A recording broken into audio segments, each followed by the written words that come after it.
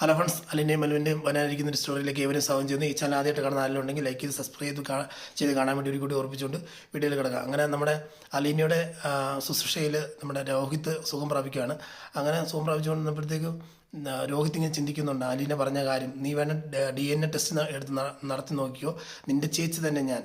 അപ്പം അതുകൊണ്ടാണ് ഞാൻ ഇത്രയും കാര്യങ്ങൾ ഈ വീട്ടിൽ വന്ന് നിനക്ക് വേണ്ടിയും മറ്റുള്ളവർക്ക് വേണ്ടി കഷ്ടപ്പെടുന്നത്. അതായത് അമ്മ എന്നെ അല്ലെങ്കിൽ മാഡം എന്നെ ഇത്ര ബുദ്ധിമുട്ടിച്ചിട്ടും എന്നെ ഇത്ര രീതിയിൽ ഇല്ലാതാക്കാൻ ശ്രമിച്ചിട്ട് പോലും ഞാനിവിടെ നിൽക്കണമെന്നുണ്ടെങ്കിൽ ഞാൻ നിൻ്റെ ചേച്ചിയില്ലാതെ നിൽക്കുമോ? കാരണം ഞാനൊരു വേലക്കാരിയാണെന്നുണ്ടെങ്കിൽ ഞാൻ എൻ്റെ ശമ്പളം മേടിച്ച് വീട്ടിൽ എൻ്റെ ആട്ടും തുപ്പും കേട്ടുകൊണ്ട് നിൽക്കേണ്ട കാര്യമുണ്ടോ? എനിക്ക് വേറെ സ്ഥലത്ത് ജോലിക്ക് പോയാൽ പോരെ എന്നുള്ളത് ചോദിക്കുന്നുണ്ട്.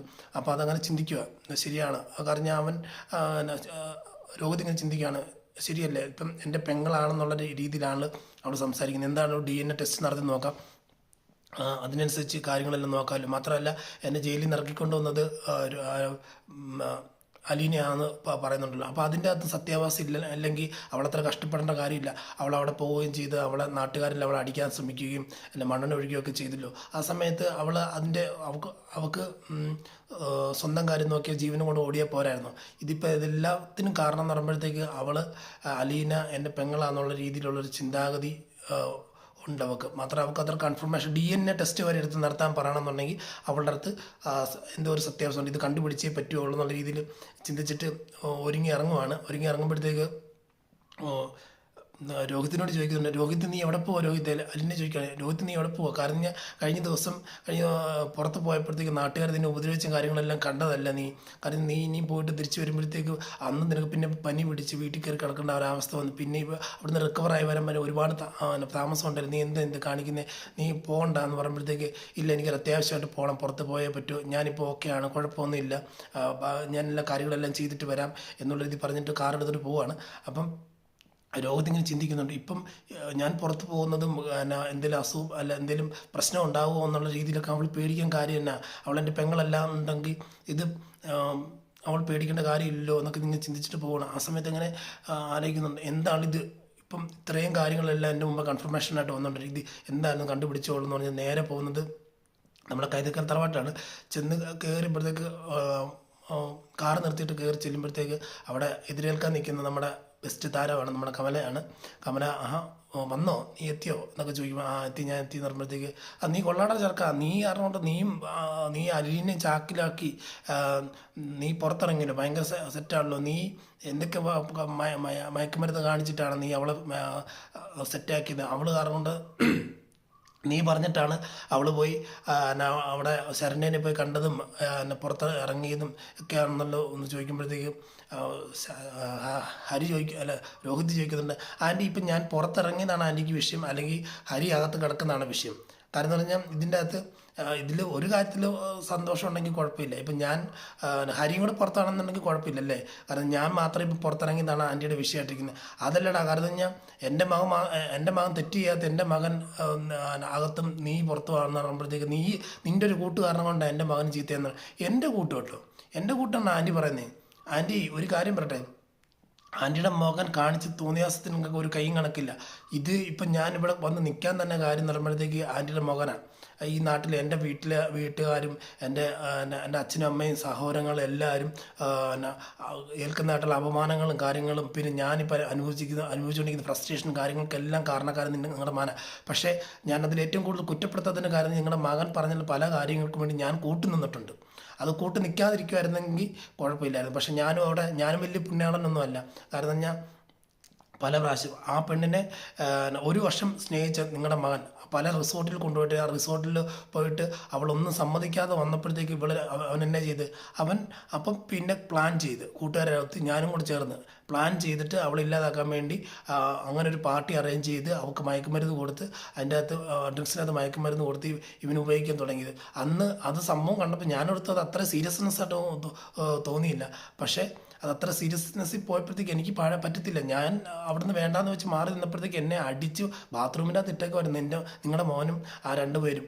അപ്പം ഞാൻ പിന്നെ അതിൻ്റെ അകത്ത് അങ്ങനെ ചെയ്യാതിരുന്നതുകൊണ്ട് മാത്രമാണ് ഞാനിവിടെ രക്ഷപ്പെട്ടത്. ഇത് മാത്രമല്ലല്ലോ, നിങ്ങളുടെ മകൻ ഇവിടെ വന്ന് നിന്ന അലീനെ പല പ്രാവശ്യം യൂസ് ചെയ്യാൻ നോക്കി, പല പ്രാവശ്യം അവളെ കയറി പിടിക്കാൻ നോക്കി. അതിൽ നിന്ന് അവൾ രക്ഷപ്പെട്ടു. അതുകൂടാതെ അവൻ അത് നടക്കത്തില്ലെന്ന് പറഞ്ഞപ്പോഴത്തേക്ക് കൈതക്കൽ വന്നപ്പോഴത്തേക്ക് കടപ്പാട്ടിൽ വന്നപ്പോഴത്തേക്ക് എന്നെ ചൂട് കയറ്റിയിട്ട് എന്നോട് കയറി പിടിക്കാൻ പറഞ്ഞു. ഞാനും അവനും കൂടി ചേർത്ത് കയറി പിടിച്ചു, അവളെ പിടിച്ചു. അന്ന് അവൾ ഭാഗ്യത്തിന് അവൾ രക്ഷപ്പെട്ടു പോയതാണ്. ഇതുകൂടെ നിങ്ങളുടെ മകൻ വേറെയും കാര്യങ്ങളുണ്ട്. എൻ്റെ ഭവിത മോളെ, എൻ്റെ പെങ്ങൾ ഭവിതേനെ അവൻക്ക് ആവശ്യമില്ലാതെ യൂസ് ചെയ്യാൻ വേണ്ടി നോക്കിയല്ലോ. മാത്രമല്ല 13 വയസ്സ് പ്രായമുള്ള എൻ്റെ പെങ്ങളുണ്ടല്ലോ കൃഷ്ണമോളെ യൂസ് ചെയ്യാൻ വേണ്ടി അവൻ നോക്കിയല്ലോ. ഇത്രയും തെറ്റുകൾ ചെയ്തതായിട്ടുള്ള നിങ്ങളുടെ മകനാണ് ഇത്രയും നല്ലവനായിട്ട് നിൽക്കുന്നത്. അപ്പം അവന് വേണ്ടി സപ്പോർട്ടാണ് നിങ്ങൾ നിൽക്കുന്നത്. അപ്പം ഞാൻ ഇവിടെ വന്നതിൻ്റെ ഉദ്ദേശം എന്ന് പറഞ്ഞാൽ എനിക്ക് മനുവായിട്ട് ഒന്ന് കാണണം, സംസാരിക്കണം, പോകണം, അതിന് വേണ്ടി മാത്രമാണ്. പിന്നെ നിങ്ങളുടെ അടുത്ത് സംസാരിച്ച് എനിക്ക് എന്നെ കൊണ്ട് പറ്റത്തില്ല. കാരണം എന്ന് പറഞ്ഞാൽ നിങ്ങൾക്ക് എപ്പോഴും ചിന്താഗതി നിങ്ങളുടെ മകൻ തെറ്റുകാരനല്ലെന്ന്. പക്ഷേ അവൻ്റെ കൂടെ കൂട്ടുകൂടി എന്നുള്ള ഒറ്റൊരു കാരണം കൊണ്ട് മാത്രമാണ് ഞാനിപ്പോൾ അനുഭവിച്ചുകൊണ്ടിരിക്കുന്ന കാരണത്തിൻ്റെ അകത്ത് നിന്ന് എനിക്ക് റിക്കവറായ പറ്റത്തുള്ളൂ. ഞാൻ ഇനി ഒരു നല്ല മനുഷ്യനായിട്ട് മാറിയേ പറ്റൂ. ഇനിയുള്ള നാളുകളിൽ നിന്നോട്ട് ജീവിക്കാനേ എനിക്ക് പറ്റത്തുള്ളൂ. അല്ലാതെ നിൻ്റെ അതിൽ നിന്നും യാതൊരു രീതിയിലും ചിന്തിക്കാനോ പ്രവർത്തിക്കാനോ പറ്റത്തില്ല. അതുകൊണ്ട് ഞാൻ എടുത്തു പറയുക, ഈ സമയത്ത്, കാരണം ഈ സമയം മുതൽ ഇത്രയും നാൾ ഞാൻ ചെയ്ത തെറ്റല്ല, ഇനി അങ്ങോട്ടുള്ള നല്ലത് ചെയ്യുന്ന എനിക്ക് എൻ്റെ അപ്പനും അമ്മയും സഹോദരങ്ങളൊക്കെ ഉണ്ട്. അവരുമായിട്ട് നന്നായിട്ട് പോകാൻ ആഗ്രഹിക്കുന്നുണ്ടെന്ന് പറയുമ്പോഴത്തേക്ക് എനിക്ക് മനുവണ്ണെ കാണാം. മനുവണ്ണ എവിടെയാണെന്ന് ചോദിക്കുമ്പോഴത്തേക്കും മനു മേലെന്ന് പറയാം, രോഹിത്ത് നീ കയറി വാടാ എന്ന് പറയണം. കയറി ചെന്ന് കൊള്ളാൽ നീ ഇപ്പം ഗംഭീര പ്രകടനമൊക്കെ ആണല്ലോ നടത്തുന്നതെന്ന് ഒക്കെ ചോദിക്കുന്നത്.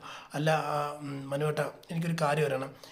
അതായത് അലീന എൻ്റെ പെങ്ങളാണോ ഇല്ലെന്ന് അറിയണം. കാരണം കഴിഞ്ഞാൽ അച്ഛൻ്റെ പെങ്ങളാണോ അല്ല അച്ഛൻ്റെ മകളാണോ അല്ലെങ്കിൽ അച്ഛൻ്റെ വേറെ സെറ്റപ്പാണോ എന്ന് പറയുമ്പോഴത്തേക്ക് രോഹിത് നീ ഇങ്ങനെയൊക്കെ സംസാരിക്കരുത്. അവൾ നിൻ്റെ പെങ്ങൾ തന്നെ. കാരണം കഴിഞ്ഞാൽ അതായത് അനാഥാശ്രമത്തിൽ പോയിട്ട് സ്നേഹനിധിയിൽ പോയിട്ട് അവളെ വിളിച്ചുകൊണ്ട് വന്ന് അവളെ വിളിച്ചുകൊണ്ട് പോകുമ്പോഴത്തേക്ക്, കാരണം നിങ്ങളുടെ അച്ഛന് വേറെ സെറ്റപ്പ് ആണെന്നുണ്ടെങ്കിൽ അങ്ങനെ ഒരു തോന്നലാണെങ്കിൽ ഞാൻ എന്തിനെ വിളിച്ചുകൊണ്ട് വരുന്നത്? നിങ്ങളുടെ ഭാവിയും കൂടി ഇല്ലാതാകത്തില്ലേ? മാത്രമല്ല നിങ്ങളുടെ അച്ഛന് കല്യാണത്തിന് മുമ്പ് ഒരു അഫെയർ ഉണ്ടെന്ന്, അതിൽ അബദ്ധവശാൽ സംഭവിച്ചു പോയി. പക്ഷേ കല്യാണം ഉറപ്പിച്ച് കഴിഞ്ഞപ്പോഴത്തേക്ക്, അതായത് ആ സ്ത്രീയെ വിട്ടിട്ട് കല്യാണം ഉറപ്പിച്ച് കഴിഞ്ഞിട്ടാണ് അച്ഛൻ അറിഞ്ഞത് തന്നെ. അപ്പം പിന്നെ ഒന്നും ചെയ്യാൻ പറ്റത്തില്ലായിരുന്നു അച്ഛന്. ആ സ്ത്രീയെ ഉപേക്ഷിച്ചിട്ട് നിങ്ങളുടെ അമ്മേനെ കല്യാണം കഴിക്കേണ്ടി വന്നു. അതുകൊണ്ട് അങ്ങനെ അതിലുണ്ടായൊരു കൊച്ചാണ് അലീന എന്ന് പറയുമ്പോഴത്തേക്ക്, അങ്ങനെയാണെങ്കിൽ ശരി, കുഴപ്പമില്ല. പക്ഷെ ഒരു കാര്യമുണ്ട്, ഇതിൻ്റെ അകത്ത് എല്ലാവരും പറയുന്ന പോലെ അച്ഛൻ്റെ സെറ്റപ്പാണ് അലീന എന്നുള്ള രീതിയിലൊക്കെ പറഞ്ഞു വരുന്നതാണെന്ന് എനിക്കത് സഹിക്കാൻ പറ്റത്തില്ല. ഇതിൻ്റെ അകത്ത് സത്യാവസ്ഥ കണ്ടെത്തണം. എനിക്ക് വേണ്ടി അലീന ഫുഡ് ഉണ്ടാക്കുന്നത്, എനിക്ക് വേണ്ടി പല കാര്യങ്ങളും ചെയ്യുന്നത്, എന്നെ സ്നേഹത്തോടെ നോക്കുന്നത്, മാത്രമല്ല എന്നെ കേസിൽ നിറക്കാൻ വേണ്ടി പല കാര്യങ്ങളും ചെയ്ത് എന്നെ കേസിൽ നിറക്കി എല്ലാം ചെയ്തിട്ടുണ്ടെങ്കിൽ അവൾ എൻ്റെ ഒരു പെങ്ങളായിട്ട് ആണെന്ന് തോന്നുന്നു. പക്ഷേ ഇത് സത്യാവസ്ഥ എനിക്ക് മനസ്സിലാക്കാൻ പറ്റൂ. അവൾ എന്നെ DNA ടെസ്റ്റ് വരെ നടത്താൻ പറഞ്ഞിട്ടുണ്ട്. എനിക്ക് മനുവേട്ടൻ്റെ സഹായം വേണം. മനുവേട്ടൻ്റെ സഹായം എന്ന് പറഞ്ഞാൽ മനുവേട്ടൻ ഇതിൻ്റെ അകത്ത് എങ്ങനെയും വന്ന് എന്നെ സഹായിച്ചേ പറ്റൂ. എങ്ങനെയല്ലേ എന്നെ ഇറക്കിക്കൊണ്ട് പോകാൻ പറ്റും. ഞാൻ തന്നെ അലീനയുടെ സാമ്പിൾ കൊണ്ടുവന്നിട്ടുണ്ട്. പിന്നെ മനുവേട്ടൻ ഇത് കൊണ്ടുപോകണം, നമുക്ക് പോയി ഏതെങ്കിലും ലാബിൽ ടെസ്റ്റ് ചെയ്യാൻ പറയുമ്പോഴത്തേക്ക്, അത് പെട്ടെന്ന് പോസിബിളായിട്ടുള്ള കാര്യങ്ങളെല്ലാം പറയുമ്പോഴത്തേക്ക് മനുവേറ്റെ കൂടെ സാധിക്കും. ഞാനും കൊണ്ടുവരാം. പിന്നെ കളിപ്പീരൊന്നും കാണിക്കുന്നത്, എന്നെ കളിപ്പീര് നടത്തണം. അതുകൊണ്ട് ഇവിടെ നമുക്ക് പോകുമെന്ന് പറഞ്ഞാൽ അങ്ങനെ ഇറങ്ങിത്തിരിക്കണം. ഒരു കുറേ സ്ഥലങ്ങളിലൊക്കെ കറങ്ങി കഴിയുമ്പോഴത്തേക്ക് ഒരു ലാഭിൽ ചെന്ന് കഴിയുമ്പോഴത്തേക്ക് ഇങ്ങനെ മനുവേട്ട ഇത് കളിപ്പീരൊന്നുമല്ല, നീ ഇത് കളിപ്പീരൊന്നുമല്ല, നിനക്ക് വേണമെന്നുണ്ടെങ്കിൽ ഇവിടെ തന്നെ ഇരിക്കാം. കാരണം ഞാൻ കളിപ്പിക്കത്തൊന്നുമില്ല. കാരണം ഇത് വലിയ വലിയ ടെസ്റ്റുകൾ നടത്തിയ വലിയ ആൾക്കാരുടെ വലിയ കേസും കാര്യങ്ങളും നടത്തിയ ഒരു സെറ്റപ്പായത്.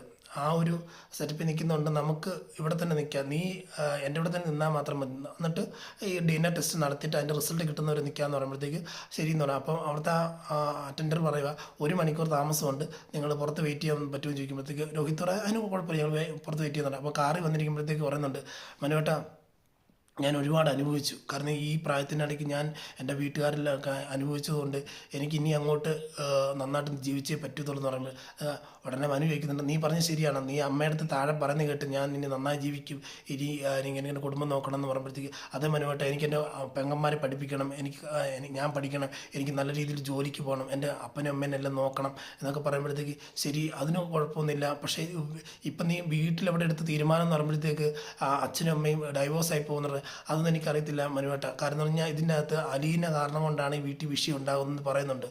അപ്പം ഈ DNA ടെസ്റ്റ് വരുമ്പോഴത്തേക്ക് മുതൽ ഞാൻ അലീനെ പെങ്ങളാണെന്നുണ്ടെങ്കിൽ അവളെ ചേർത്ത് നിർത്തും, അല്ലെങ്കിൽ വേറെ വല്ല ബന്ധമാണെന്നുണ്ടെങ്കിൽ ഞാൻ അവളെ ആ വീട്ടിൽ നിന്ന് അടിച്ചിറക്കാനുള്ള ഉദ്ദേശം തന്നെയാണ്. കാരണം ഞാൻ അവിടെ വെച്ചുകൊണ്ടിരുന്നൊരു കാര്യമില്ല. അച്ഛൻ്റെ സെറ്റപ്പ് അല്ല ആരാണ് പോലും അവിടെ വീട്ടിൽ വെച്ചുകൊണ്ടിരിക്കുന്ന അമ്മയ്ക്കും പെങ്ങന്മാർക്കും എനിക്കും സമാധാനമില്ലാത്ത രീതിയിൽ പൊയ്ക്കൊണ്ടിരിക്കുന്ന ഒരു വ്യക്തി എന്തിനും നമുക്ക് കൊണ്ടുപോകുന്നേ.